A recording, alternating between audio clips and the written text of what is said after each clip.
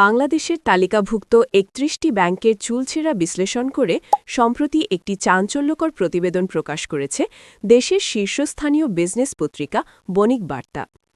আজকের ভিডিওতে আমি আপনাদের জানাব ২০২৬ সালের নিরীক্ষিত আর্থিক প্রতিবেদনের ভিত্তিতে কোন ব্যাংকগুলো এখন দেশের সেরা শীর্ষ ৩-এ জায়গা করে নিয়েছে, কেন কিছু ব্যাংক হাজার কোটি টাকা লাভ করেও ঝুঁকিতে আছে, আর খেলাপি ঋণের পাহাড়ই বা জমছে কোথায়।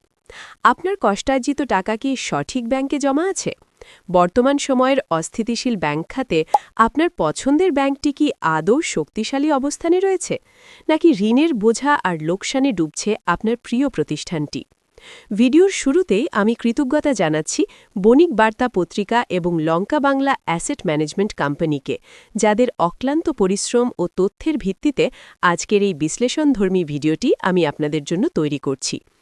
এই প্রতিবেদনটি দর্শক হিসেবে আপনাদের জন্য একটি শক্তিশালী গাইডলাইন হিসেবে কাজ করবে বলে আমার বিশ্বাস।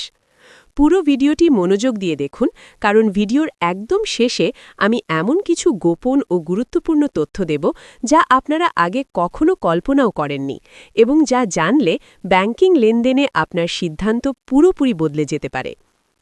দেশের ব্যাংক খাতের স্বচ্ছতা ও সক্ষমতা যাচাই করতে এক যুগ আগে ২০১৩ সাল থেকে এই র্যাঙ্কিং শুরু করে বণিক বার্তা। এবার ১২তম বছরের মতো এই র্যাঙ্কিং প্রকাশ করা হয়েছে। ২০২৬ সালের নিরীক্ষিত আর্থিক প্রতিবেদন বিশ্লেষণ করে মোট ৭টি বৈশ্বিক মানদণ্ডে এই মূল্যায়ন করা হয়েছে। এই মানদণ্ডগুলো হল সম্পদের বিপরীতে আয় বা আরওএ, শেয়ারহোল্ডারদের মালিকানার বিপরীতে আয় বা আরওই, খেলাপি ঋণের অনুপাত বা এনপিএল, নিট মুনাফা, শেয়ার প্রতি নিট সম্পদ মূল্য বা এনএভিপিএস, মূলধন পর্যাপ্ততার অনুপাত বা সিএআর এবং শাখা প্রতি পরিচালন মুনাফা। এবারের র্যাঙ্কিংয়ে মোট ৩৬টি ব্যাংকের মধ্যে ৩১টিকে বিবেচনায় নেওয়া হয়েছে। একীভূতকরণ প্রক্রিয়ার কারণে এক্সিম ব্যাংক, ফার্স্ট সিকিউরিটি ইসলামী ব্যাংক সহ ৫টি ব্যাংককে বাদ রাখা হয়েছে, তবে প্রথমবারের মতো এই তালিকায় নাম লিখিয়েছে এনআরবি ব্যাংক। এবারের র্যাঙ্কিংয়ের মুকুট অর্জন করেছে ব্র্যাক ব্যাংক পিএলসি। ৭০ নম্বরের মধ্যে সর্বোচ্চ ৪৭.০৮ স্কোর পেয়ে তারা এখন দেশের ১ নম্বর ব্যাংক।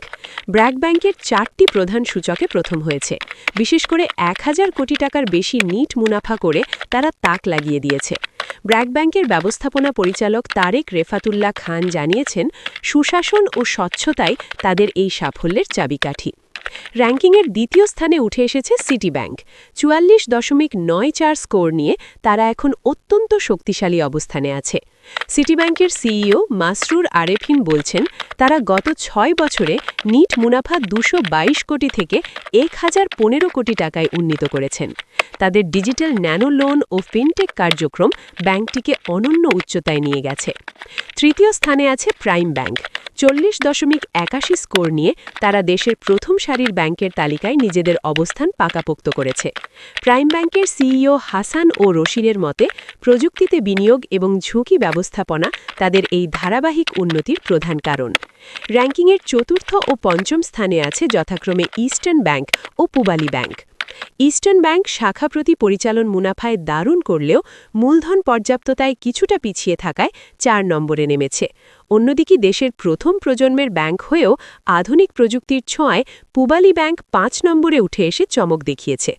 ষষ্ঠ থেকে দশম স্থানে রয়েছে যথাক্রমে Dutch Bangla bank, Uttara bank, trust bank, mutual trust bank এবং ব্যাংক এশিয়া।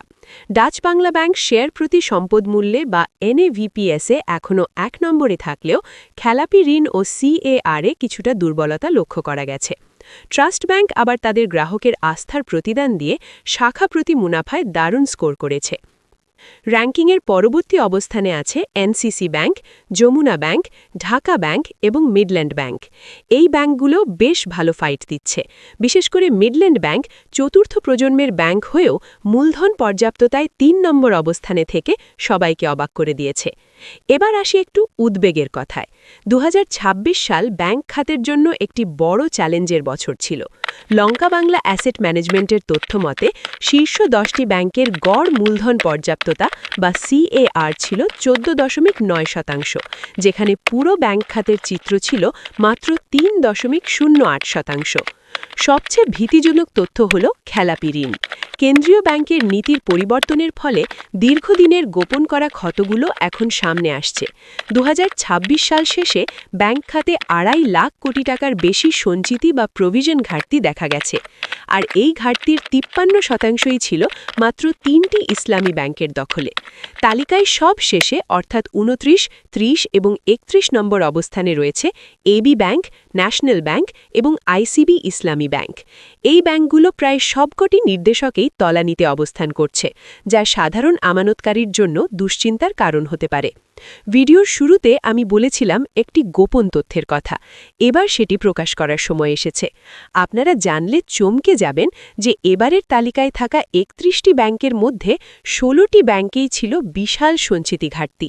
ইসলামী ব্যাংকের একারই 66,000 কোটি টাকার উপরে ঘাটতি রয়েছে। ন্যাশনাল ব্যাংকের 20,000 কোটি আর এবি ব্যাংকের 19,000 কোটি টাকার প্রভিশন ঘাটতি রয়েছে। গোপন সত্যটি হল, এই ব্যাংকগুলো কেন্দ্রীয় ব্যাংকের কাছ থেকে বিশেষ ছাড় বা ডেফারেল সুবিধা নিয়ে তাদের লস বা লোকসান গোপন করে আর্থিক প্রতিবেদন তৈরি করেছে। যদি তারা এই ঘাটতি অনুযায়ী টাকা সরিয়ে রাখত, তাহলে তাদের কারোরই নিট মুনাফা হতো না, বরং বিশাল নিট লোকসান গুনতে হতো। অর্থাৎ কাগজে কলমে আমরা যে লাভ দেখছি, বাস্তবে ব্যাংক খাতের বড় একটি অংশ এখনও গভীর সংকটে নিমজ্জিত। তাই আপনার ব্যাংকিং পার্টনার নির্বাচনের আগে শুধু বড় বিজ্ঞাপন নয়, ব্যাংকের সুশাসন ও আর্থিক সক্ষমতার দিকেও নজর দিন। আজকের এই বিশ্লেষণ যদি আপনার উপকারে আসে, তাহলে ভিডিওটি শেয়ার করুন এবং আপনার ব্যাংকের নাম কমেন্টে লিখে জানান যে সেটি কোন অবস্থানে আছে। নিয়মিত এমন এক্সক্লুসিভ বিজনেস আপডেট পেতে আমাদের চ্যানেলটি সাবস্ক্রাইব করে পাশেই থাকুন। ধন্যবাদ সবাইকে।